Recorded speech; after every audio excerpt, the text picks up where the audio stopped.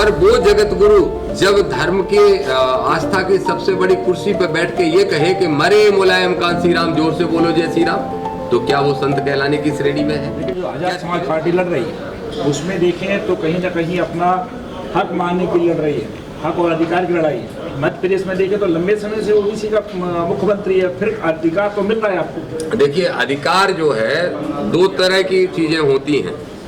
एक बाबा साहब कहते थे, बाबा साहब ने जब डबल वोट की मांग की थी तो इसीलिए मांग की थी क्योंकि वो गुलाम जनप्रतिनिधि नहीं चाहते थे। अभी आपने अगर देखा होगा तो मैंने एक बयान में जो मीडिया में बहुत सुर्खियों में रहा भोपाल में, और वो बयान ये है कि मैंने कहा कि मध्य प्रदेश में इस बार आदिवासी को मुख्यमंत्री बना देना चाहिए। मेरे ओबीसी के लोग बहुत नाराज हो गए, बोले कि क्यों ओबीसी को हटाने की बात कर रहे हो।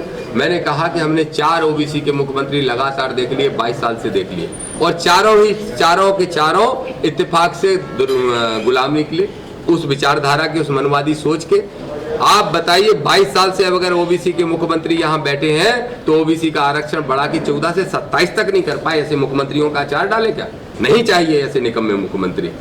तो ये जो अधिकार मिलने की बात है, जरूरी नहीं कि वो उसी जाति वर्ग का व्यक्ति पूरा करेगा। मुझे तो मालूम नहीं है, बीच में एक मुख्यमंत्री आए थे वो किस जाति किस वर्ग के हैं, लेकिन वो फाइल पे ही सही औपचारिकता के लिए ही सही 14 से 27 लिख के चले गए थे, जिसके कारण आज हम कोर्ट में लड़ पा रहे हैं और 13% पदों को अनहोल्ड कराने के लिए हम लड़ाई लड़ पा रहे हैं। वो किस जाति किस वर्ग के थे हमें नहीं मालूम, लेकिन इनका हमें चारों का मालूम है कि ये चारों ओबीसी के थे, लेकिन इनकी कभी जुबान नहीं निकली। एक बार गलती से मोहन यादव ने कह दिया कि डंके की चोट पर लागू होगा, तो ऐसे हमले हुए चारों तरफ से। मोहन यादव कहाँ चले गए? अब बिहार में सभाएं कर रहे हैं तेजस्वी को हराने के लिए, और तो कुछ नहीं कर पा रहे हैं। तो ऐसे लोगों का हम क्या करेंगे? तेजस्वी को हराने के लिए निश्चित रूप से मोहन यादव को बनाया ही इसलिए गया, या जिन लोगों की सरकारें हैं वो ओबीसी के लोगों को, एससी के लोगों को, उन्हीं को मौका देते हैं। एससी के व्यक्ति को बनाएंगे कि कांसीराम साहब के मिशन को गालियां दे, ओबीसी के लोगों को बनाएंगे कि जो मुलायम सिंह और लालू प्रसाद यादव की जो पिछड़ों की सामाजिक न्याय की लड़ाई चल रही है उसको खत्म करने का काम करें। कई ऐसे उपद्रवी तत्व और पैदा कर दिए जाते हैं जो भाई चंद्रशेखर को रोकने का काम करें। हम जैसे लोगों को 1 लाख गालियां देने का काम सोशल मीडिया पे किया जाता है, और इसीलिए किया जाता है कि हम डिस्टर्ब हो जाएं, लेकिन हम लोग डिस्टर्ब नहीं होंगे। मोहन यादव को बनाया अखिलेश और तेजस्वी का नुकसान पहुंचाने के लिए, पर ये भूल गए हैं जो ये षड्यंत्र कर रहे हैं कि वहाँ ओबीसी भी जागरूक है, एससी भी जागरूक है, सारे वर्ग के लोग जागरूक हैं। वो धर्म और के आधार पर, जय श्री राम बोलने के आधार पर वोट देने का काम नहीं करेंगे। एक सवाल है कि जैसे धीरेन्द्र शास्त्री है, उनका एक अलग मूवमेंट चल रहा है हिंदू धर्म का, हिंदू राष्ट्र का, उसको किस नजर से देखते हैं? देखो, धीरेन्द्र शास्त्री भाई जो हैं वो मैं उनको संत नहीं मानता। धीरेन्द्र की जमात, जिस जमात में एक उनके गुरु भी आते हैं जो जगत गुरु अपने आप को कहते हैं। आप ही बताइए, जगत का मतलब संसार होता है कि नहीं होता है? अब जगत का मतलब अगर संसार है, इस दुनिया में 1000 करोड़ लोग रहते हैं, और जिस व्यक्ति को 50 करोड़ भी जगत गुरु नहीं मानते हो, वो जगत गुरु कैसे हो जाएंगे? और वो जगत गुरु जब धर्म के आस्था की सबसे बड़ी कुर्सी पर बैठ के ये कहे कि मरे मुलायम कांसी राम, जोर से बोलो जय श्री राम, तो क्या वो संत कहलाने की श्रेणी में है?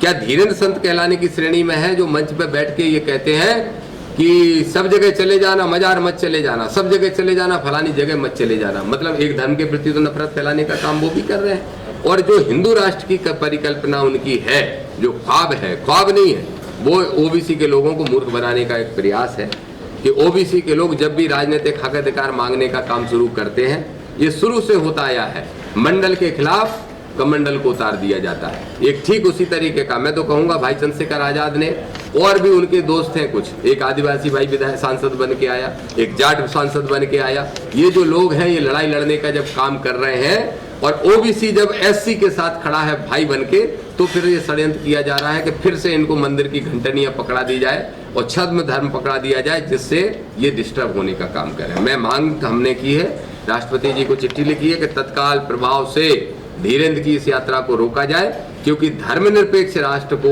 ये एक धर्म का बनाने का प्रयास कर रहे हैं जो कि गैर संवैधानिक है। और हर हाल में मुझे उम्मीद है कि वो यात्रा रुकेगी नहीं तो हम आंदोलन करने का काम। तो जब हम भेदभाव को मिटाने की बात करते हैं तो जो लोग उस भेदभाव को रखना चाहते हैं वो हमें ये नाम दे देते हैं कि हम एक वर्ग या एक जाति या एक वर्ण की लड़ाई लड़ रहे हैं। हम लड़ाई लड़ रहे हैं इस देश को बचाने की, इस देश की एकता अखंडता को बचाने की और बाबा साहब के संविधान को बचाने की, जो बाबा साहब ने इस भारत को संविधान दिया है। मैं ये मानता हूं कि इस समय अतिवादियों की सरकार देश में है और जब भी कोई अतिवादी होगा, जब भी कोई जरूरत से ज्यादा कट्टर व्यक्ति शासक होगा तो उसका स्वभाव रिफ्लेक्ट होता है उस शासन में, उस प्रक्रिया के अंदर।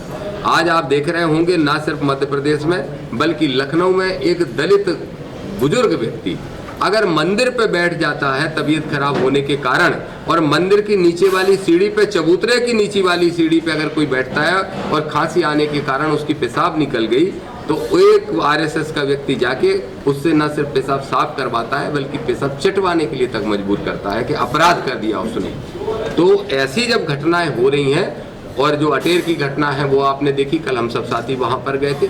आपने दमोह की घटना जिले की देखी जहां पे हम लोगों के दबाव के कारण एनएसए लगने का काम हुआ है, आतंकवादी घटना में। तो आखिरी सवाल ये है, आरक्षण की बात करें, उससे आगे चले, राजनीति की बात करें, लेकिन जब जब SC ST OBC का कोई व्यक्ति आगे आया है, मुख्यमंत्री रहा हो या बड़े पदों पर रहा हो, उसने अपनी ही जाति को पीछे धकेला है तो फिर आरोप दूसरी सवर्ण जातियों पे बोला जी। देखिए क्या है कि मकान मालिक और किराएदार के बीच में जो फर्क होता है उस उदाहरण को देके मैं ये बात आपको जवाब देना चाहूँगा। असल में जो मकान का मालिक है वो आरएसएस है, भारतीय जनता पार्टी की मनुवादी सोच है। अब अगर उस मकान में बैठ के कोई रहने लगेगा, किराएदार रहने लगेगा, तो उस मकान के अंदर किराएदार की हैसियत क्या होगी?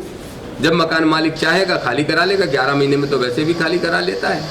तो ये जो मुख्यमंत्री बनते हैं, ये मनुवादी विचारधारा में जो बैठ के मुख्यमंत्री नहीं प्रधानमंत्री भी बन जाएगा।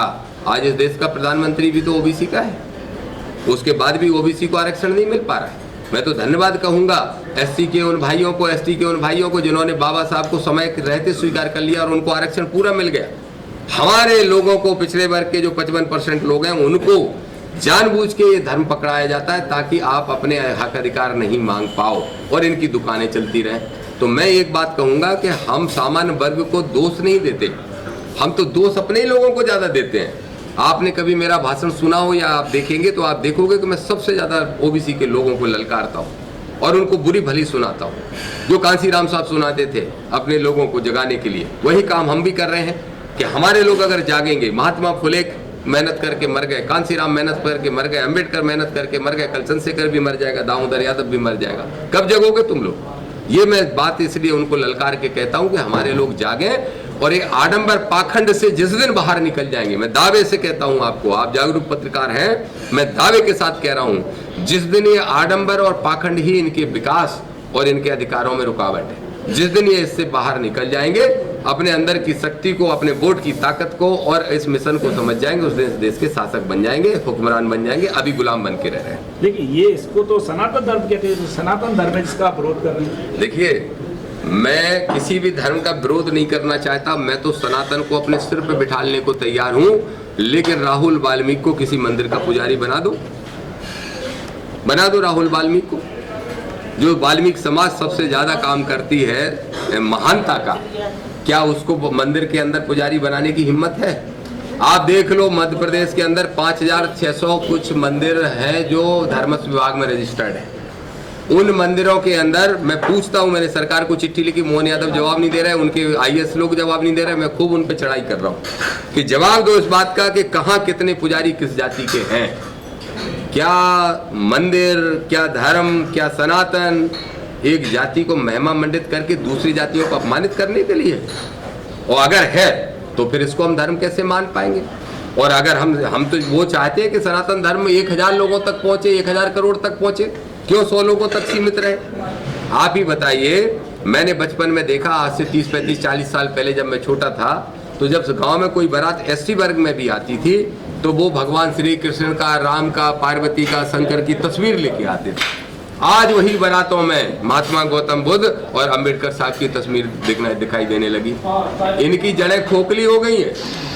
इनको अगर ये आज मैं तो कहता हूं, चलिए आपने अच्छा मुद्दा याद दिला दिया, जातिगत जनगणना के साथ साथ एक बार इसकी जनगणना और करा लो कि कितने लोग इस देश में कट्टरवादी हिंदू बचे।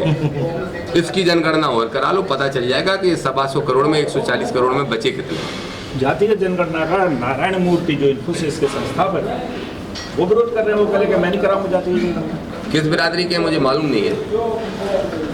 उनकी जाति सबसे पहले मुझे पता करनी पड़ेगी। देखिए, जो भी इस तरह की बात करते हैं, सामाजिक न्याय और अधिकार के खिलाफ बोलने की बात करते हैं, वो कितना भी बड़ा देश का शख्सियत बना रहे, हमें सबसे पहले उसकी जाति देखना चाहिए। और जाति नहीं तो फिर उसकी वो कक्षा जरूर ढूंढना चाहिए, सरस्वती शिशु मंदिर से पढ़ के निकले कि किस मंदिर से निकले।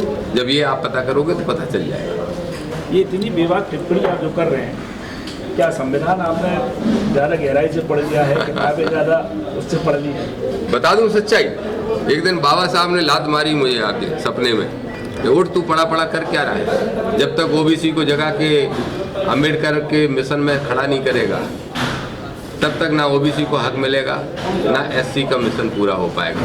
सामाजिक न्याय की लड़ाई अधिकारों की और हक की है, उसको पूरा करने के लिए शक्ति भी वहीं से मिल रही है, ताकत भी वहीं से मिल रही है, हिम्मत भी वहीं से मिल रही है। बस यही मान लीजिए, यही सही जवाब। ये है दामोदर यादव जिनको आपने पूरी तरह सुना। और लात किसने मारी? डॉक्टर अम्बेडकर ने कि जाओ दलित जो कुचले समाज के लोग हैं उनका लिए, उनके हक के लिए लड़ो अड़ो। और इसीलिए आज इतनी आवाज़ उनकी बुलंद है। देखना आवाज़ कहाँ तक पहुँचती है। बिल्लुआत संजीव हरीश कुशवाहा के साथ हमारे विक्की वर्मा कैमरा पर्सन है।